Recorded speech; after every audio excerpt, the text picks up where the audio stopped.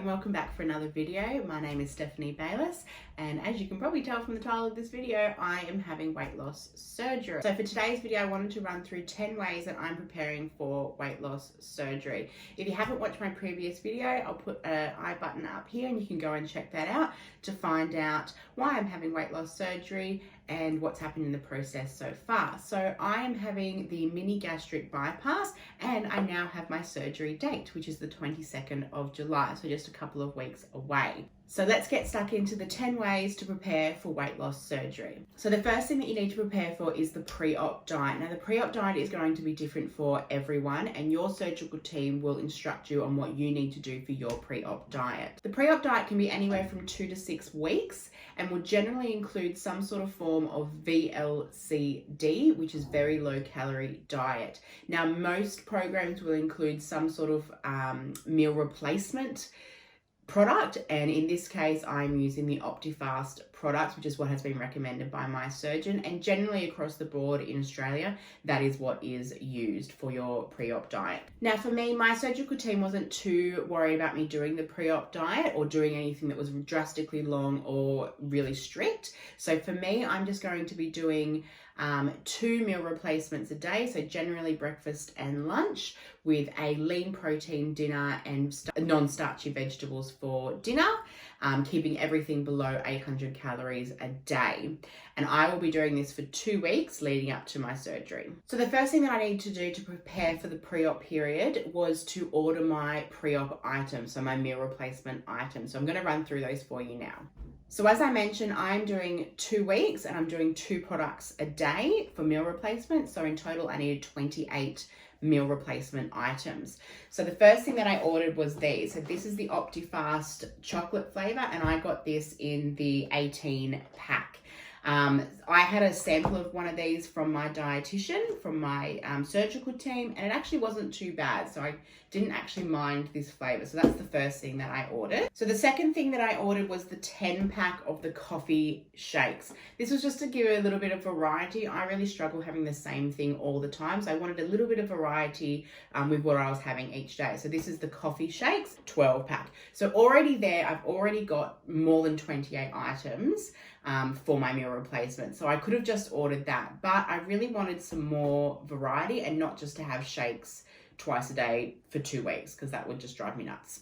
So I also got a packet of these. So this is the Optifast bars. I just got the assorted pack, and there is 2 chocolate, 2 cereal, and 2 cappuccino flavors in that pack. Now these are not a snack, they're not like a normal muesli bar, they are a full replacement, meal replacement. So instead of having a shake for lunch or a shake for breakfast, I would have a bar, which is a really good option for if you're running out the door and you don't have time to whip up a shake, or you just feel like something different and feel like chewing something rather than drinking something. And the last thing that I got in terms of meal replacements was a packet of the soup. So this is the Optifast vegetable. I didn't expect to like these, and everyone that I've spoken to didn't like them. They didn't like the soups at all. So if you are about to start this process, I would suggest getting a sample from somewhere first and trying them, because a lot of people don't like them. The smell isn't great, but the actual taste is quite good. So this was another option, especially because while I'm in this period, it's actually winter here in Australia. So having a cold shake twice a day wasn't always ideal, so I got some soups as well. Now, even though this obviously is a lot more than the 28 products that I needed, the soups and shakes will be really good in the post-op period as well, because you do go through a liquid phase. So they will be great to have for that phase as well. So that's the main components of the meal replacements for the pre-op diet phase. Now, obviously, as I said, I will also be having 1 full meal. So that will be a small portion of protein and then about a cup of non-starchy vegetables. So I'll put a list of allowed vegetables up here, and I'll obviously get those as I start my pre-op period so that they're fresh. Now, to go with those vegetables, you can also have what's called, they're called Kojak. I'm not sure if that's the correct pronunciation, but they're basically called Slendia noodles. They're actually made out of a vegetable called Kojak, and they are very, very low calorie. So a serve of these, I'll put a picture up here. A serve of these is only 10 calories, so they're actually allowed as part of your vegetable allowance. So they're great to use in like stir fries or just add as a substitute for normal noodles or rice. So that's it for the items that I've ordered for the pre-op phase. So let's move on to the second thing that I'm doing to prepare for surgery. So number 2 has to do with the liquid phase, which is post-op. You do go through a clear liquid phase, a full liquids phase after pre-op. So I wanted to get prepared for that now, just in case I wasn't really feeling up to it straight after surgery. So the main thing that they suggest sipping on and drinking during your liquid phase is some sort of broth or stock, whatever you want to call it. There are differences. So I am preparing 2 different types of broth for the liquid phase. One is a pho broth. If you don't know what pho is, it's actually a Vietnamese soup. It has a clear base soup with usually like rice noodles with some beef and veggies like bean sprouts, bok choy, things like that. Now, I obviously won't be having the meat and the veggies, but the broth is absolutely beautiful. So I wanted to prepare that pre-op so that I had it post-op. So I'm going to be preparing that, and then I'm going to be putting it into these little containers. They're basically big silicone ice cube trays. So I got these from Kmart. I think they're about $1.50 each. So I'm going to make the broth and then put them in here and freeze them so that I can just defrost one when I feel like it post-op. If you're interested, I will put the recipe up here of the pho recipe that I use if you're interested in making that as well. I'm also going to be making a chicken and veggie stock or broth recipe as well. I don't really have a recipe for that. I'm kind of just going to make it up, but I have already done that, so I'll include that clip here. Okay, so I'm about to put on the chicken stock to make. So in it, I've already got the chicken carcasses in there with all the bones. We roasted a chicken last night, which is the carcass that we're using, and there's still sort of some residual meat on there. Sorry if I'm sound a bit funny. I'm got a bit of a head cold, which is great. So to the slow cooker, I'm just adding the tops of 1 leek. I've kept the bottom for something else. 2 carrots chopped up, a couple of stalks of celery, including the tops, and 1 onion, which has been quartered. I'm also going to add the juice of 1 lemon, and then I'll also add some garlic and ginger as well. So all of that will go in there, and then I'll top it up with water, and I'll put it on for about 12 hours, and then I'll strain it. And I'll probably strain it twice because you need to make sure there's absolutely no lumps, and I want it to be quite clear for the clear liquid stage. Okay, so it's now the next day. It's been sitting it cooked for almost about 20 hours. I turned it off this morning, so I left it on all day and then overnight, just on the low setting here. And that way it extracted all the possible flavour. So this is what I'm left with. So I've now strained this twice. So this is all the stuff that came out of the soup. And I've strained it twice. So you can see, even straining it twice, you do get a fair few, little bits in there. So you could easily strain it again, because that's after the second strain. And now I'm just spooning it or ladling it, jugging it into these silicone molds. So each one of these molds is about 1/4 cup.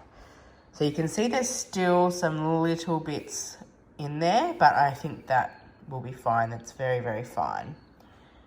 So yeah, so what I'll do is I'll keep filling these up with the rest of this liquid, then I'll pop them in the freezer, let them fully freeze, then I'll decant them out of the molds and put them in a container, and that way I can just pick out 1 mold and defrost it when I'm in the clear liquid stage. So that brings us to the third thing that I'm going to be doing to prepare for surgery. Now, during my research, I found that a lot of people were saying that they now eat off smaller bowls and plates than what they usually used to do pre-surgery.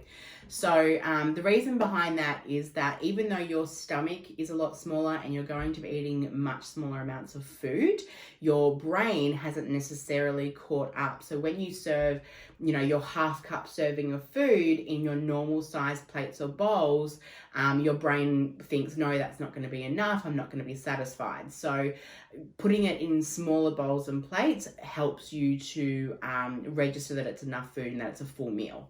So I decided that I wanted to get some beautiful small bowls to eat out of.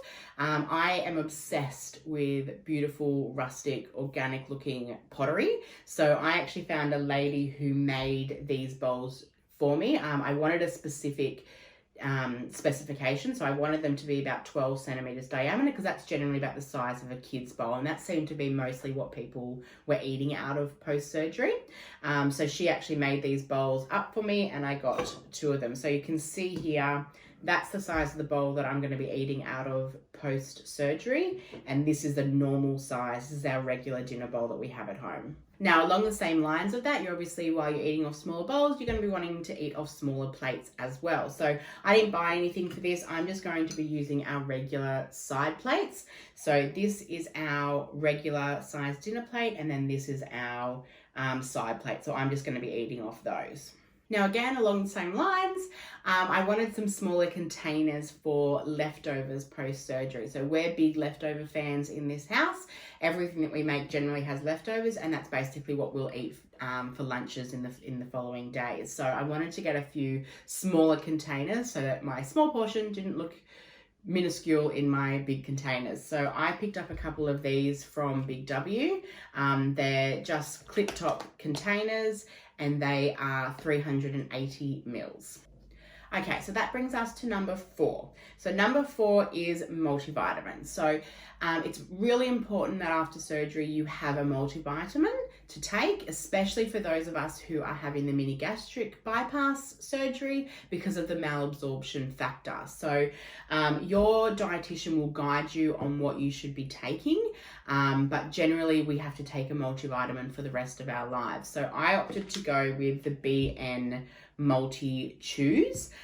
These are specifically designed for bariatric patients, and they're a full spectrum multivitamin. So your diet, there's heaps of different multivitamins out there obviously, and your dietitian will guide you on what you should have, but this is just what I've chosen to get. Okay, so that brings us to number 5. Now, number 5 is kind of a bit of a cheat one because there's going to be multiple items in it, but they're just a few things that I think will be useful for post-ops after surgery. I may or may not use all of them, but it's just a good idea to have them. So the first thing is Hydrolyte. So I got the Icypol Hydrolytes. These were recommended by quite a few other bariatric patients to suck on post-op. So obviously you still need to be able to hydrate and get your fluids down, but it can be quite difficult to drink water and swallow water. So these are quite useful. So these have already been in my freezer and they're all ready to go. So they're just the Hydrolyte Icypols.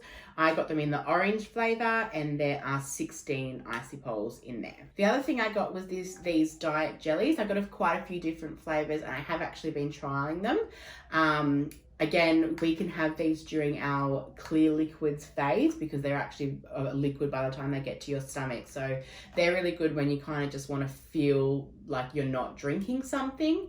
And they're obviously got quite a bit of flavor. So it's just something a bit different if you feel like you need dessert. I'm also going to be getting some protein yogurts.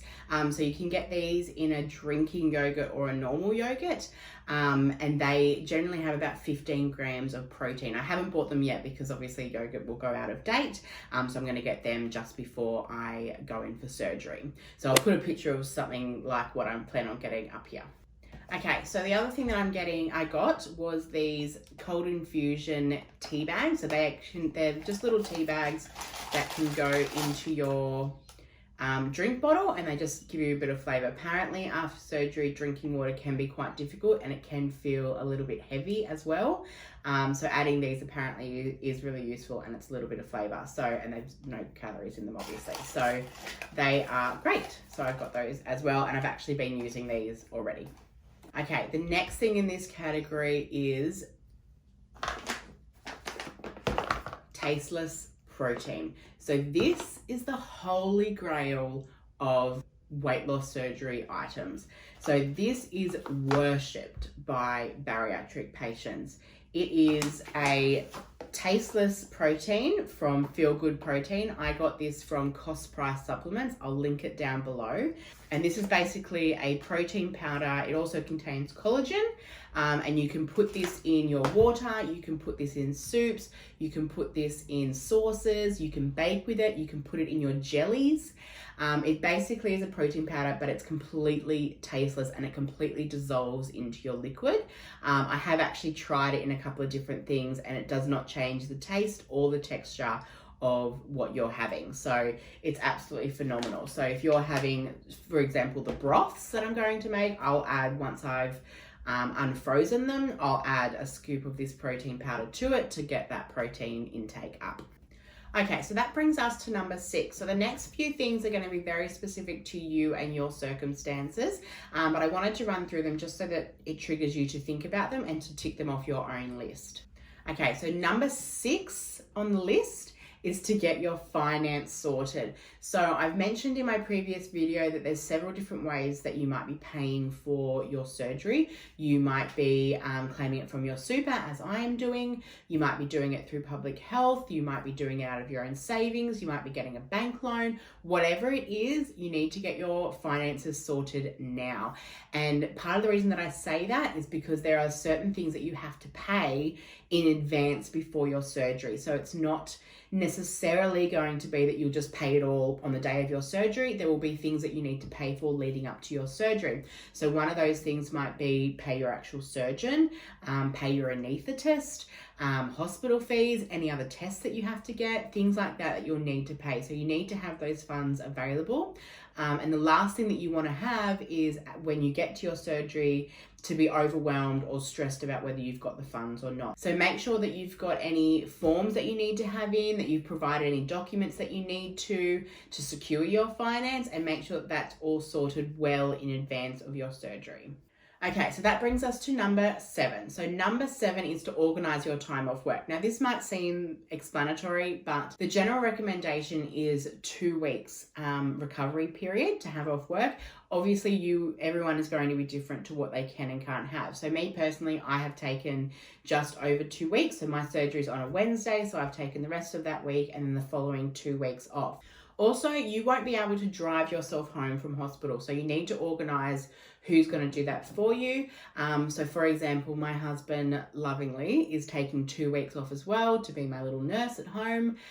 So we've organised that as well. So depending on your situation, you may need to organise other people to take care of you as well, run around with the kids, do your shopping, things like that. So get all that organised and ready now so that you don't have to think about it when the time comes. Okay, so number 8. So number 8 is to book any medical appointments or tests that you need to have prior to surgery.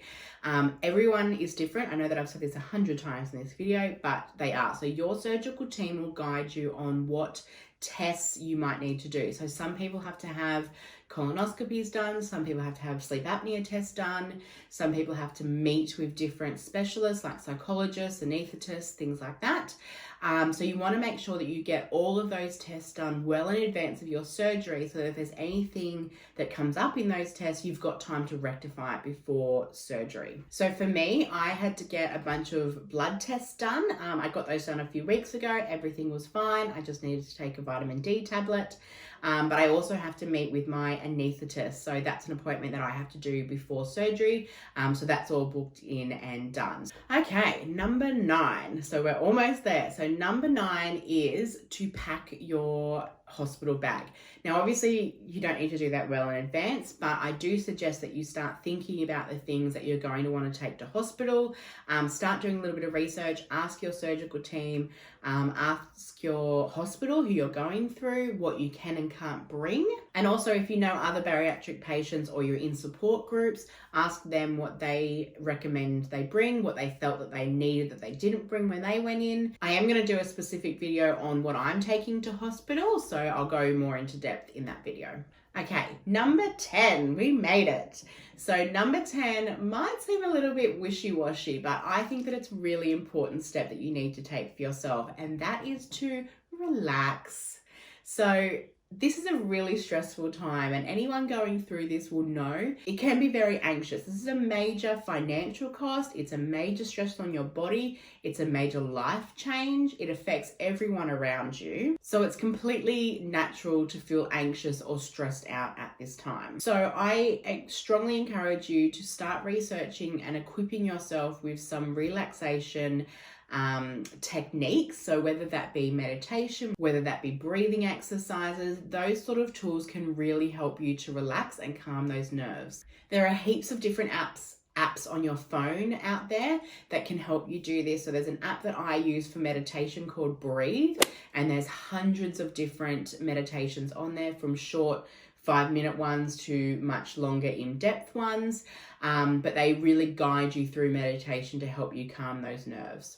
There's also an app on your Apple Watch, if you have an Apple Watch, called Breathe, and it will actually stop you and it'll vibrate and it'll guide you through a 1-minute breathing activity. So if you're going into hospital and you're getting anxious, you're on the car ride there, it's really important for you to stop and breathe through your anxiety to bring yourself back and relax. This can be especially important if you're especially anxious around hospitals or needles or anything medical like that. It's a really anxious time. Now for me, I'm quite fine with hospitals, except that I haven't really had that much experience with them. So the main component of my anxiety is not knowing what that process is going to be like. So everything else I've done a lot of research on, but I don't know what's going to happen when I get to the hospital, especially because during this time now, we're actually going through the COVID pandemic. So the hospital process is very different, and the time and duration that my husband will be able to stay with me will not be the same as in normal periods of time. So there is a strong likelihood that I'll be on my own for a lot. So that gives me a little bit of anxiety. So I'm working on my own meditation and my own breathing techniques to get through that. And that's it. That's my 10 top things to do to prepare for weight loss surgery. Thank you so much for watching. I hope you found this helpful. If you have any questions or comments, please leave them below or send me a message. I would love to be able to help you. The next couple of videos that I'm going to be doing are going to be on the pre-op diet, what I'm doing, what I'm eating, how I'm going. I'm also going to be doing a video on exactly what's going in my hospital bag, as I mentioned. And I'm also going to do a video on 5 negative comments that I've got, or that usually come up around weight loss surgery, and how to deal with those. So if you'd like to know when those videos are being posted, you can hit the subscribe button below and you'll be notified every time that I upload with one of these weight loss surgery videos. Thank you so much for watching. See you next time.